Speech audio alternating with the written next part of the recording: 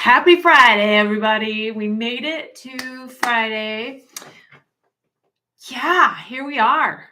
I'm super excited. Just recorded a video telling a little tale of a murder that I'm going to be sharing next week. So super excited about this one. Been researching it for quite some time and have been wanting to share it with you guys. So really excited for that. And starting a new 2-minute topic list. So if you have any topics you want shared for the 2-minute topics, make sure to comment them below so I can share them with you. Happy Friday. So we're going to be a little vague in a little of this discussion, first and foremost here, because I want to just address the massive amount of emails I've been receiving. So a documentary came out this last week or the week before. I think it was the end of the week before. And I know that you guys know that there's been some lockdown on YouTube for things, but Rumble has been where a lot has happened. And there is one specific documentary that has just come out on the hot topic that we're not allowed to say. So you guys got to totally stick with me on this. And you've all asked, what do I think of this? Have I seen what these people are seeing? No. Garbage. Garbage is the one word. There's a really great article that has come out that Ben Schmidt actually, who is a embalmer, he's written textbooks on embalming and the human form, and is a professor, and he's quoted in this article, which is debunking the video that had come out. Got to figure out where I can share that article so that you guys can see it. Maybe I'll post that over to Facebook. Check my business Facebook, Kari the Mortician on Facebook. I will post that article there. Read it. It is good information. As I've said before, if there was a concern with things, hundreds of reports would be happening rather than a nominal amount of reports. So that's all I can really say without saying too much. So welcome everyone. Jeffrey, so hey, Benjamin Schmidt. See, do you like how I talked about that without talking about it? Yeah, so I just want to share so much, so hard. Mouth closures. Yes, I would really like to do some videos on some makeup tips coming up, some 2 minutes on makeup tips, I did one mouth closure video. It's hard to do a mouth closure video without a mouth that I can use, and I don't use dead bodies. So we're going to have to figure that out. Some things, all of a sudden, I come up with ideas to do them differently to try to show you. Happy Slap is saying, what is the general idea of the concern?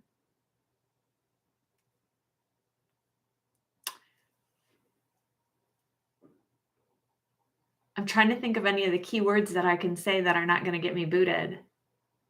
What do you think, Ben? What are some words we could use to describe what we're talking about? Think of hot topics in the news. Things that are on lockdown to talk about. Things that get people stirred up. I feel like I'm playing a game right now. That what's that? The pyramid? Is it the $20,000 pyramid? Because that's what they would say. Things that are red, things that are white, things that are long, things that come from anatomy. things that are iron based. Yeah. Oh, just learned from you out of plain curiosity. Yeah, so Dawn Break.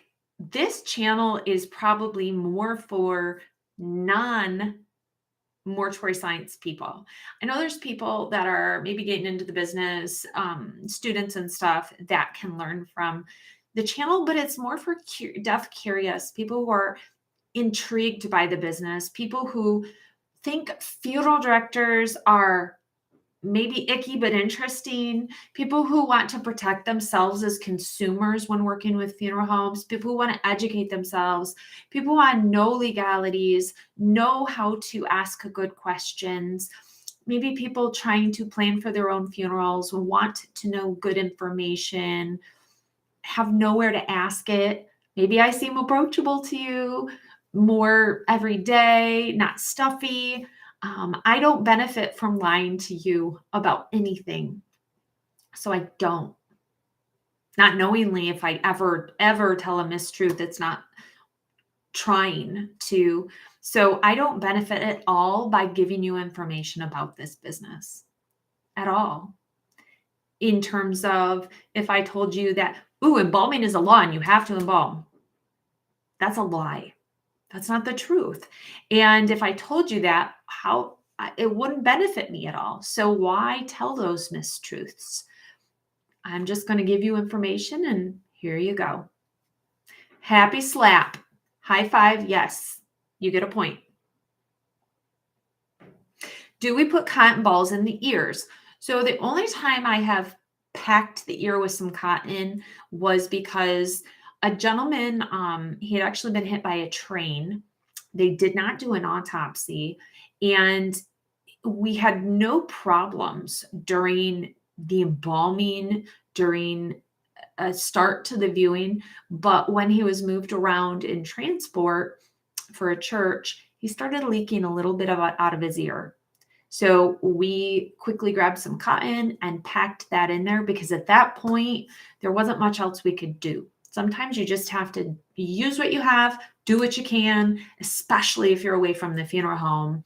You kind of MacGyver whatever you need to MacGyver to fix and solve the situation. So, elusive article. I'm thinking, I will post them both to my Facebook later. I don't want you to watch the video though, because it's such crap. But I want you to read the article in response. So reconstruction of damaged bodies is not something you can do in 2 minutes. So we need 2-minute topics that I can actually speak about in 2 minutes. I can talk pretty fast. I condense a lot of information. But when you have huge topics, I can't do them in 2 minutes or do it well at all in 2 minutes. And there's other articles that you guys send me. I'd love to reference. If anything hits the news, body part selling, body mix-ups, cemetery cave-in that kills the cemetery guy, burning down of a crematory. You guys send me these stories.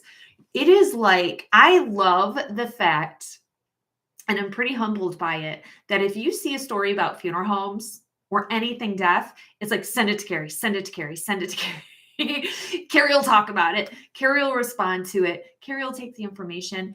I also am super humbled, but also it's kind of out of my realm. I get stories. I got one this last week, and I'm going to give off the cuff information, but where someone says, hey, I have photos from the death scene. I feel like something's weird, or I want information about this, or this doesn't seem right. And people send me photos. Thank you for emailing me first and asking if you can send dead people photos. Because if I open my email and there's just a dead person photo, I'm often caught off guard, even though I see dead people all the time. But sometimes people just want another opinion on a visual of someone. I don't call it expert opinion. It's total guesses.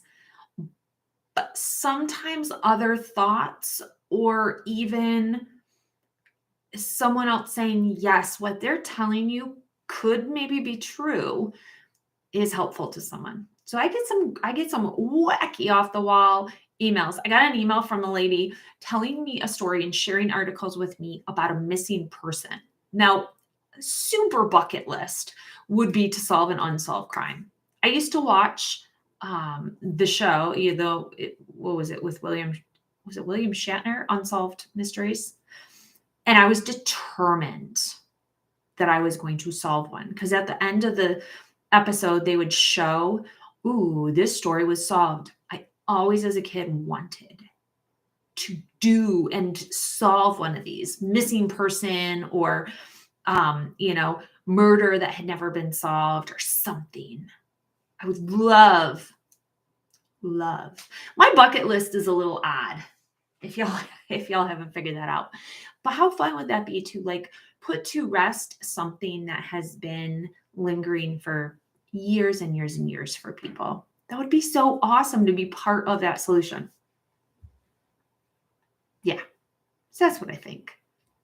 But I get a lot of those kind of articles and stories and people asking for help, which I don't know what help I can give. I think they just want somebody else to listen, maybe when nobody else will. And I always do because that's me.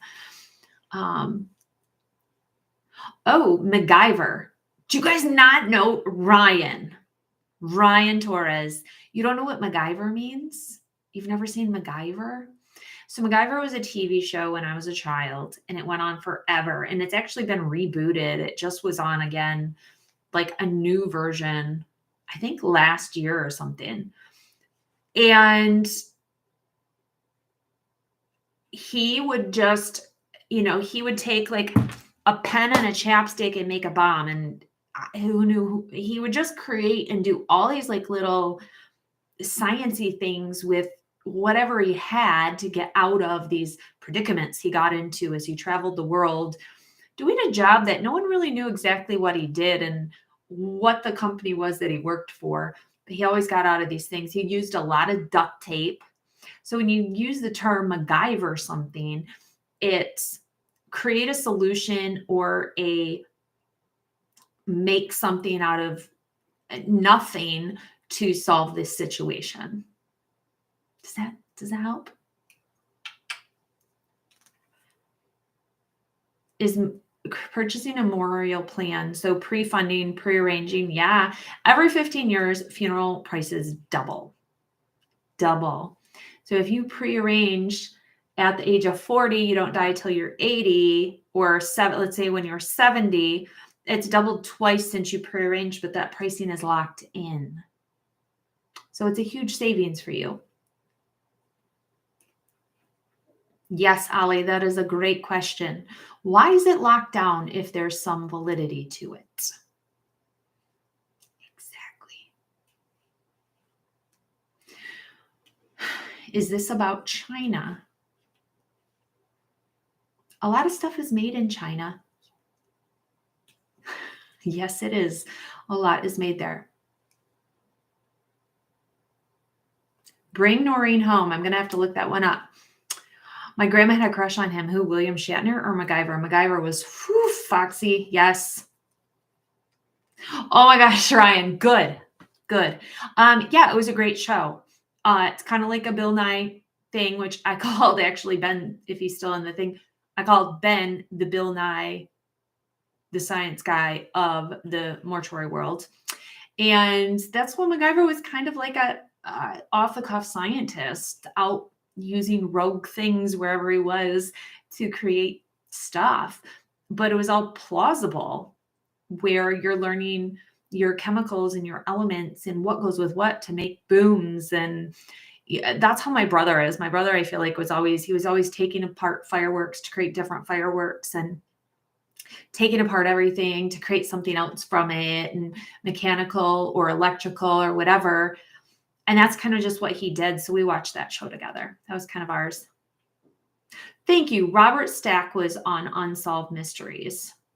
Did William Shatner host a show? I feel like I'm picturing him talking at the beginning of an intro to a show. Present. Yeah, so this is kind of, Richard Ian Anderson, I think still is a fox. As we get older, this silver fox thing is legit. I got my own silver fox right now. Not looking for one, but it's crazy how it happens. Rescue 911. Man, that show was good. Those reenactments. How fun would it be? Okay, Kari, today you're going to be the Heimlich maneuver person, and there's going to be somebody choking, and you got to jump in and try, but you're also calling 911, and Velma down at the 911 place is going to be on the phone with you, and she's going to try and talk you through it before the police can get there. Go. Like, how fun would that be? It's a wacky Friday, let me tell you. Let me tell you.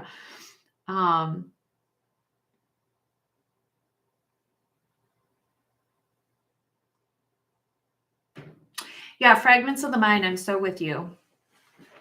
So with you.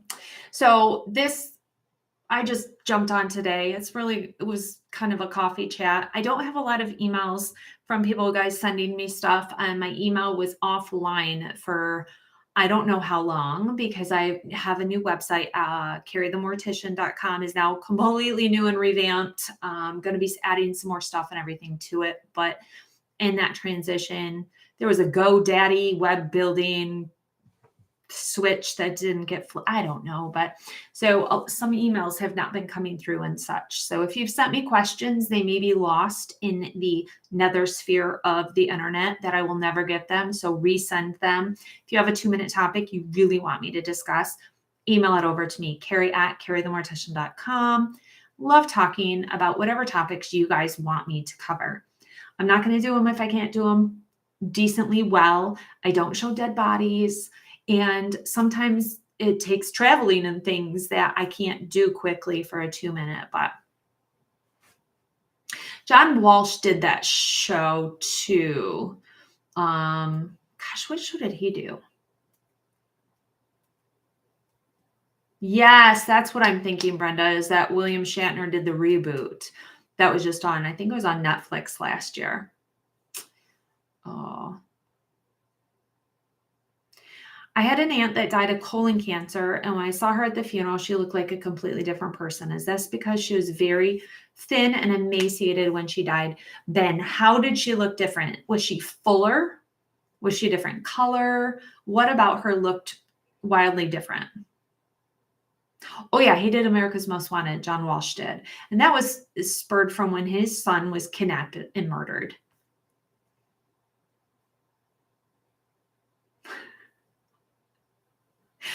This is like a game. I'm going to name a host. You tell me the show. Seriously, today's going to be a game show day. I swear. It's kind of fun. All those old shows. I was talking, I think I told my subscription group, the Mortuary Crew, Josh and I have been watching old 80s shows that I had never saw, like Hunter. We haven't watched, what's the helicopter show? Or was that Hunter?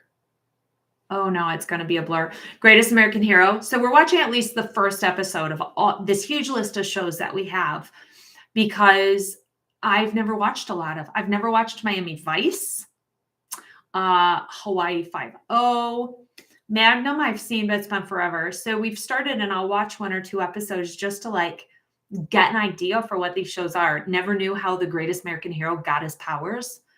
I just knew that the curly blonde-haired dude could fly, but I never knew how. So this is what we're doing when we have some downtime, is watching some shows from the 80s. So this is kind of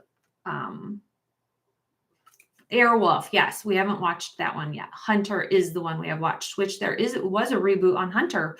We haven't watched the reboot stuff yet, but it's kind of fun. Yeah, Robert. So any medical show must have an advisor, because anything shown must be correct. You cannot show things that are not true, which is fascinating, because you can do that for funeral shows. You can just show whatever you want, and it doesn't have to be an actual, legit thing, which is crazy.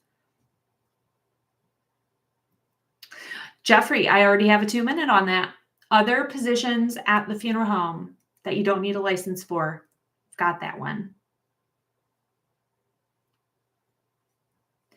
Yeah, so A-Team. Yep, we watched A-Team too, and how the A-Team came together. And did you know that the guy who played Face was not the original guy? So in the pilot, it's a different guy than who plays him later because they thought he was too young and too tall, the guy that was in the pilot. So they replaced him with the guy that played Face throughout the rest of it. Wild, right? Right? All the things I'm learning from the 80s, like they don't affect anything now. And none of this has to do with the funeral business. It's just me rambling. It's just crazy. Yeah. So Ben says her face was very thin and looked totally different. So you would not believe how much even losing fat in your nose makes your face look super different. So when you fill out a face, and by that I mean we use a needle and injector, a syringe, to put in a tissue filler. When it touches moisture, it turns into this gel and it kind of firms up, and you can put it in the skin and under the skin to create poofiness. It's kind of like Botox for the dead, I think of it as. And when someone's super emaciated, you lose a lot of weight here. So this gets really sunken and your eyebrows get really predominant. Your eyes can sink in, but your nose loses a lot of fat out of it. You wouldn't think there's a lot of fat and things in your nose. Your nose changes so drastically. So literally one of my favorite things to do is filling out the nose. You put a little in the tip of the nose, on the sides of the nose here, and then you inject and you plump out this part of the nose. And it changes how someone looks so much. It restores so much. There's a lot of people who don't realize you can do the nose with tissue filler, a lot of embalmers, or people who have never done it, or it scares them a little bit because there's no, between the skin and the bone, there's really nothing there. So you have to be very careful putting in that injecting needle to make sure that you don't pop through the skin. But that's one of my favorite things to do. I know that sounds crazy, but those little restoration things that don't seem huge, but they will make a world of difference when viewing somebody. Totally. Quantum Leap is on the list. Great show. I used to watch that all the time, but it's on so we can go back and watch that. How many days are you teaching at Fine? It'll be 1 day a week, a 4-hour lecture. I don't start until February is the next semester that I start. And Fine College is in just outside of Boston. So, and I'll be doing it all remote, obviously. I'll go visit at some point. 1, because I want to go visit Boston. And 2, because I want to meet some of these people in person, a lot of the, other faculty and such.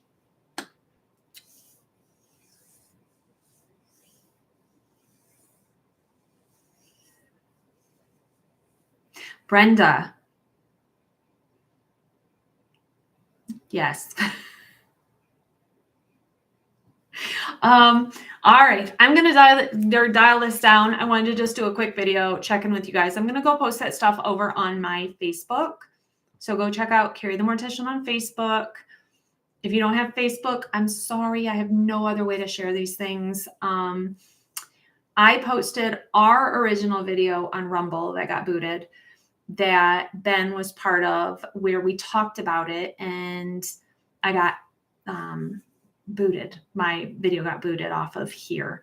But on Undertaking the Podcast, you can check out the audio from our video, just talking about the topic. And yeah, censorship is, someone said to me, you don't care about it until it affects you.